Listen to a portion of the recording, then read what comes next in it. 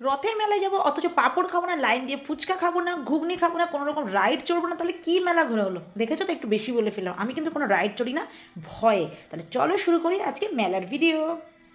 তো বন্ধুরা বলো সবাই এই বৃষ্টির দিনে কেমন আছো, আর মেলায় কে কে গেছো অবশ্যই কিন্তু কমেন্টে জানিও। আমি কিন্তু এখন অবধি মেলায় যেতে পারিনি, না এটা বলা ভুল, আমি প্রতিদিনই মেলার উপর থেকে আসি, কিন্তু মেলায় ঘুরতে যাইনি সেজে গুজে। কিন্তু আজকে আমি মেলায় যাচ্ছি সেজে গুজে। আর আমি কিন্তু একা যাবো না, কারণ একা গেলে না মেলা একদম বোরিং লাগে। তো আমার সাথে আছে মাম্পি, আমি ভাই আর মাম্পি তিনজনে মিলে মেলায় যাব। আর মেলায় ঢুকে জিনিসপত্র দেখবো কি, মানুষের মাথায় দেখে যাচ্ছি এত পরিমাণে ভিড়।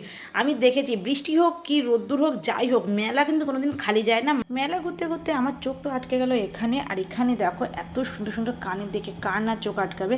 কানের কিনি চায় না কিনি, দেখতে তো বেশ ভালোই লাগছে। মেলায় ঢুকলে তো একটা কথা বেশি শোনা যায় যে দেখাশোনা ফ্রি, কেনাকাটা আপনার ব্যক্তিগত ব্যাপার। তা দেখাশোনা তো ফ্রি যখন, তাহলে দেখতে ক্ষতি কি? আমরা দেখছি আর ভিড় ঠেলে এগোচ্ছি। শুধু মেলায় ঘুরলে হবে, এবার তো কিছু খেতে হবে। তো আমরা চলে আসলাম ঘুগনির দোকানে। আর এখানে দেখো গরম গরম ঘুগনি, দেখে তো ও মাই গড সেই লাগছিল। তা আমরা সবাই মিলে খেয়ে নিলাম এখানে ঘুগনি। শুধু কিন্তু আমরা ঘুগনিতেই থেমে থাকিনি, মেলায় ঢুকলে তো মুখ চলতেই থাকে। তারপরে খেয়ে নিলাম ফুচকা, ফালুদা, আর এখানে জিলিপি, গজা, বাদাম। দেখে তো এগুলো আর খাইনি। এবার কিছু তো বাড়ির জন্য নিয়ে যেতে হবে, কারণ বাড়িতে একটা মানুষ আছে যে আমাদের অপেক্ষায় আছে কখন জিলিপি নিয়ে যাবে সে খাবে, মানে মায়ের কথা বলছি। তো মায়া হচ্ছে মেলার গরম গরম জিলিপি খেতে খুব ভালোবাসে। তো আমরা এই জিলিপি প্যাক করে বাদাম নিয়ে বাড়ির দিকে রওনা দিলাম। ভিডিওটি কেমন লাগলো অবশ্যই কমেন্টে জানিয়ে। সবাই ভালো থেকে সুস্থ থেকো, টাটা।